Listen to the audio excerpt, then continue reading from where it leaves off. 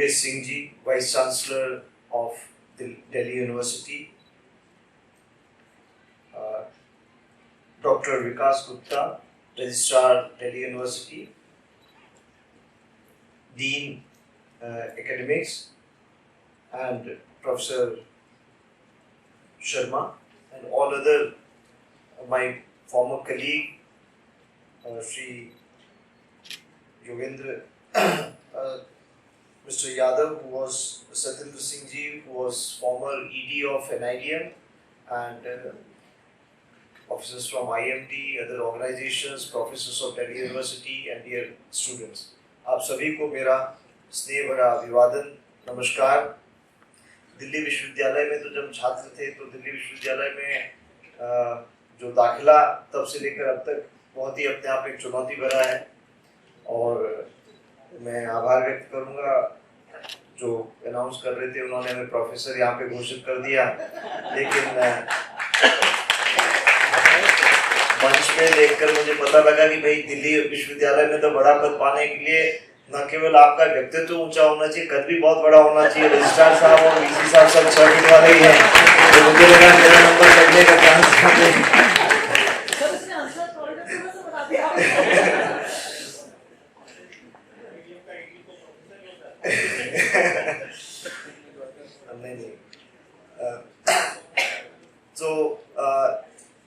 चूंकि आज जो मुझे भेंट किया गया वो ये था कि मुस्कुराते रहो, तो मुझे लगा कि भाई खुद अगर मुस्कुराते रहे और दूसरों को नहीं मुस्कुराने दें तो वो भी एक बड़ा एक सेल्फिश टाइप का चीज होता है। तो मुझे खुशी है कि हमारी मुस्कुराहट आप तक भी रिफ्लेक्ट हो पाई और आप सभी इसमें आनंद थे आज के इस कार्य में।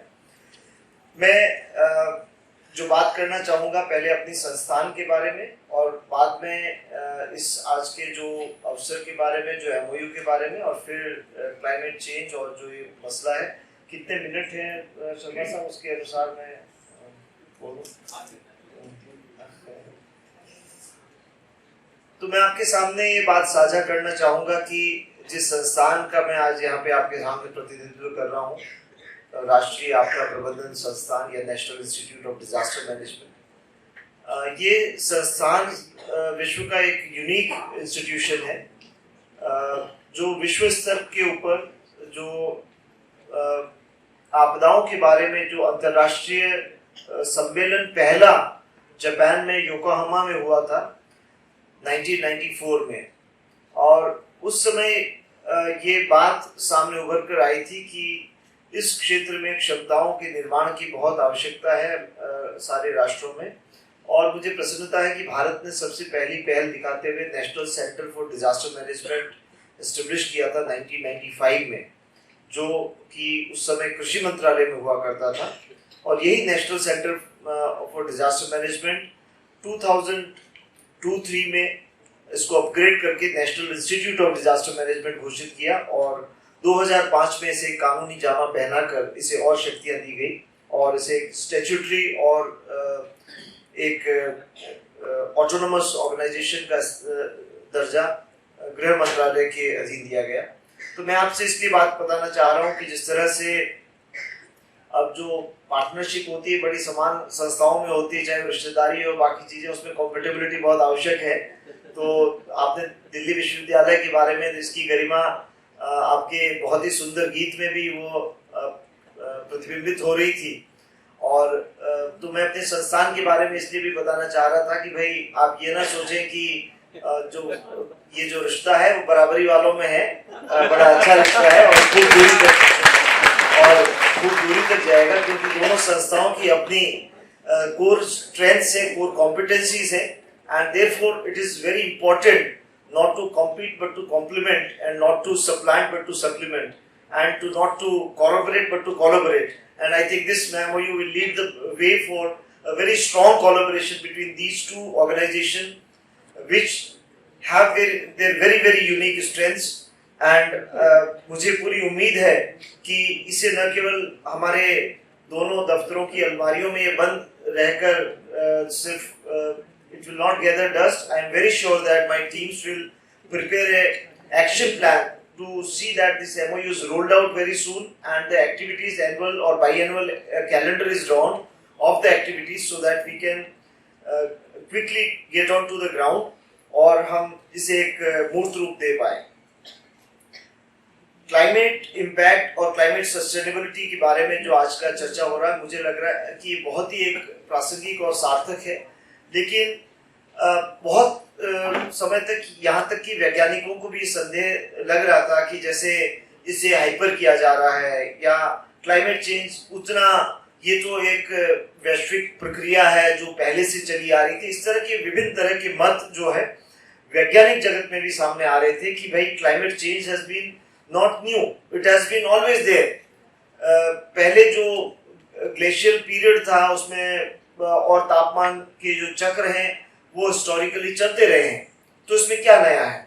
लेकिन अभी वैज्ञानिकों ने भी ये मान लिया है कि the human induced activities or human activities have aggravated the pace of climate change, which is very devastating। और उसका रिफ्लेक्शन जहाँ पे चाहे वो बहुत सारे कर्म जो है हमारे डेवलप्ड वर्ल्ड ने किए हैं, लेकिन उसका खामियाजा जो है वो हमारे विकसित और विकासशील देशों को ही भोगना पड़ रहा है।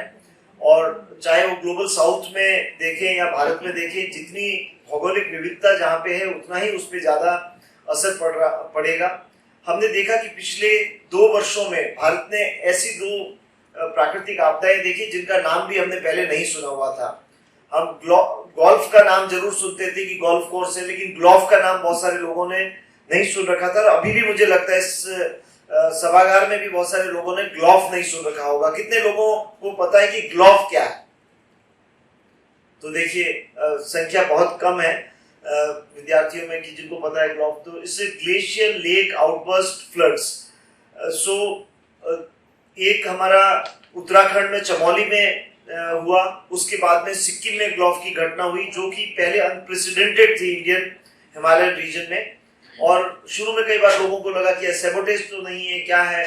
लेकिन जैसे जैसे क्लाइमेट चेंज हो रहा है, ग्लेशियर्स मेल्ट हो रहे हैं, there are thousands of lakes in upper Himalayas and there are more than 50 which are at higher stakes, और इनमें से 2 का burst हुआ है। and we need to very quickly have a coordination mechanism to see that we not only do the forecasting, but we constantly assess and monitor these emerging risks including GLOF।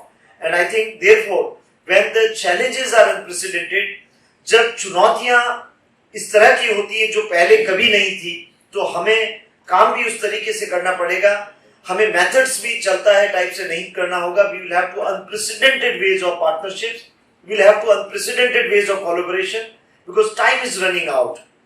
क्योंकि मुझे लगता है कि कहीं कहीं जो आगे वाली पीढ़ियां हैं वो इस बात को जरूर कहेगी कि ये एक पीढ़ी और 2 पीढ़ियां ऐसी थी जो सबसे स्वार्थी थी इस प्लेनेट के ऊपर, जिन्होंने अपना सिर्फ करियर बनाने के लिए वो सोते रहे।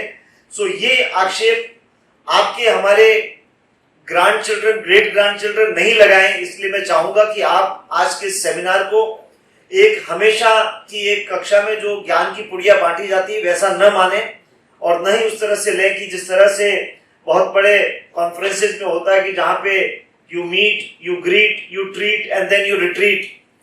तो उस तरह का एक रिट्रीट नहीं हो ये, बल्कि एक कन्विक्शन के साथ में, एक बहुत ही दृढ़ संकल्प के साथ में हमारा काम इसको आगे बढ़ाएं। पहले इस काम को समझें कि खतरा क्या है, क्लाइमेट चेंज में ह्यूमन एक्शन क्या है। और जब हम ह्यूमन एक्शन की बात आती है तो कहीं कहीं बहुत बार हमारे वैज्ञानिक बात करते हैं कि हमें तकनीकी की आवश्यकता है। जरूरत है हमें क्लाइमेट चेंज को बेटर अंडरस्टैंडिंग के लिए, इवन हमारे डिजास्टर्स की बेटर अंडरस्टैंडिंग के लिए, असेसमेंट के लिए, मॉनिटरिंग के लिए, फोरकास्टिंग के लिए हमें नव तकनीक की आवश्यकता है, नव इनोवेशन की आवश्यकता है।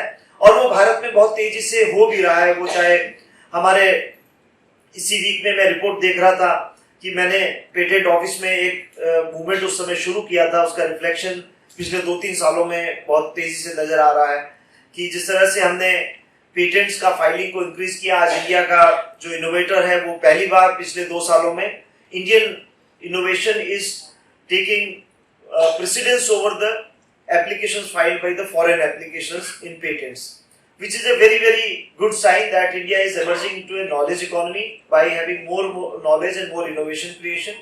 We have to continue to encourage it. But at the same time, I think the rider is that we cannot depend totally on technology, और हम ये नहीं सोचे कि जो है तकनीकी और विज्ञान ही हमारे क्लाइमेट चेंज को पूरा समाधान कर देगा और कहीं कहीं पे जो सारा आर्टिफिशियल इंटेलिजेंस, कंप्यूटर साइंस और जो पूरे ऑटोमेशन और रोबोटिक्स है, वो सारा मिलाकर हमारा ह्यूमन एक्शन की बजाय वो क्लाइमेट चेंज को एकदम अलादीन के चिराग की तरह एकदम से बदल देगा।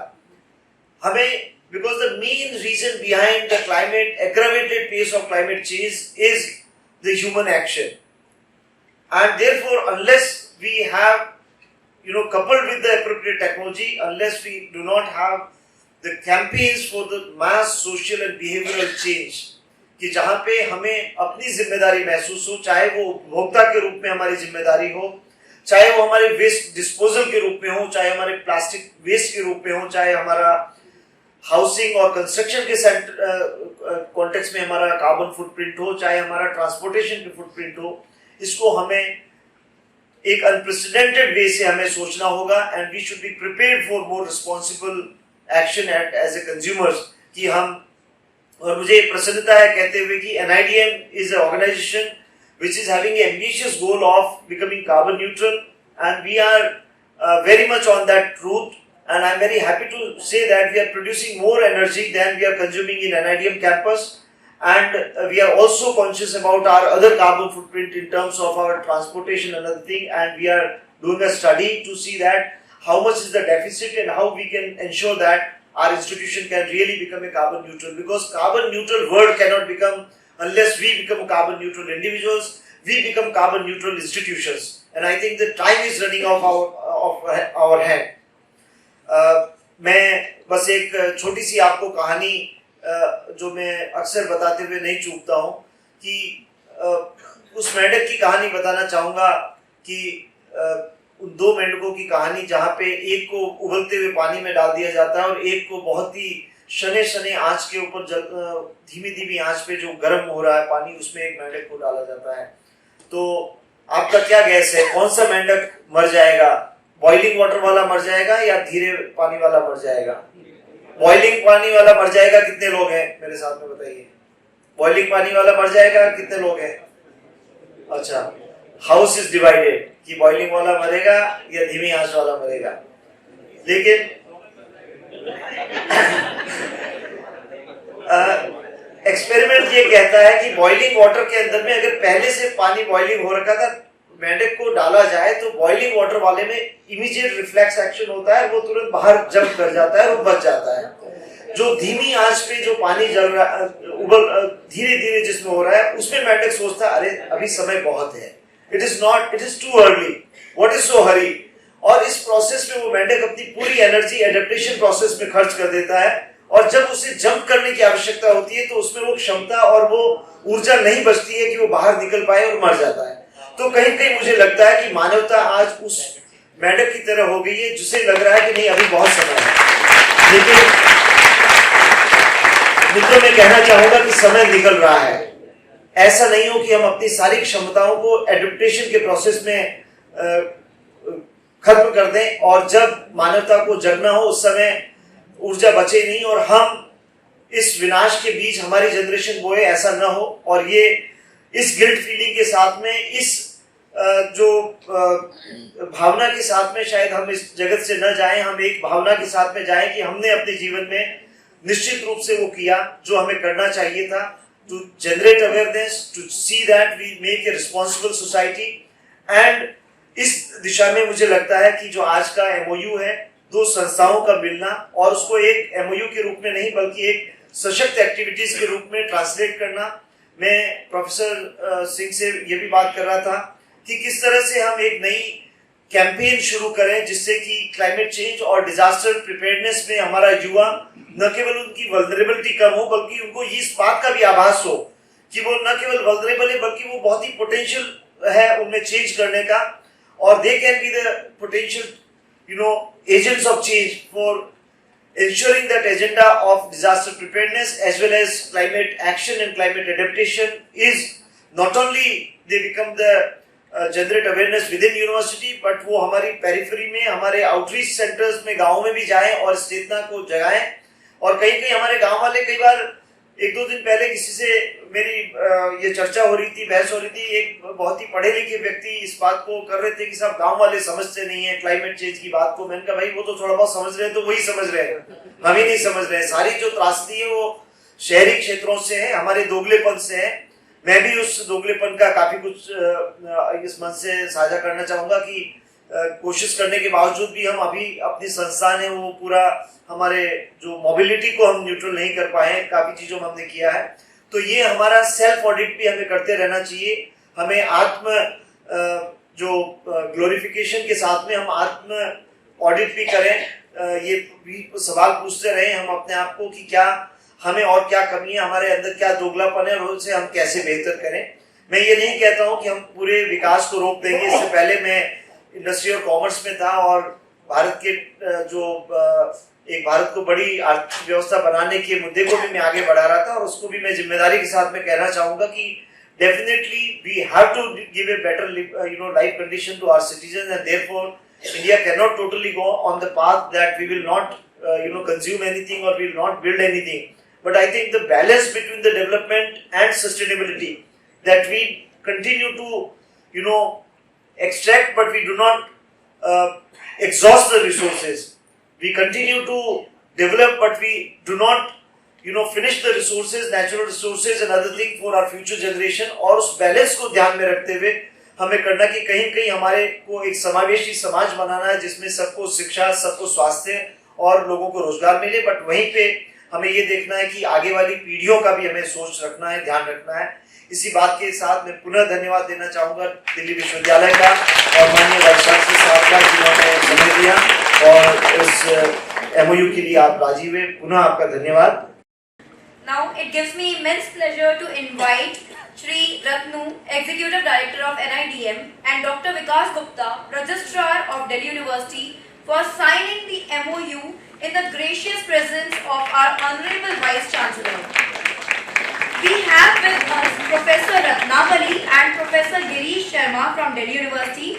I also request Shri Surendra Thakur and Shri P.S. Reddy, Joint Director NIDM, to kindly join for MOU signing.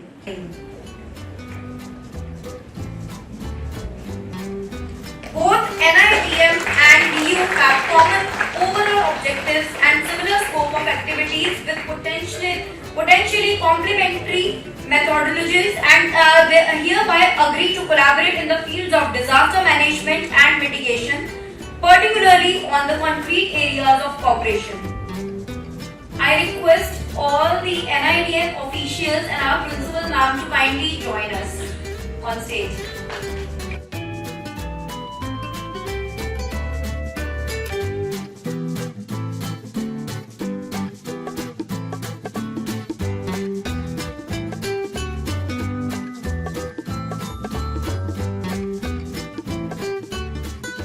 The objectives of the MOU are to conduct in Indian universities and institutions network for disaster risk reduction activities, to organize on or offline academic and professional training, seminars, workshops jointly, to conduct capacity building activities for mainstreaming disaster risk reduction and climate change, to develop and strengthen the course curriculum on disaster risk management at UG and PG level, for documentation or evaluation studies for various thematic areas of NIDM jointly, to undertake research projects of mutual interest and allow joint supervision of research programs in accordance with the rules laid down in Ordinance 6 of the Ordinances of Delhi University, and to organize faculty development and exchange program.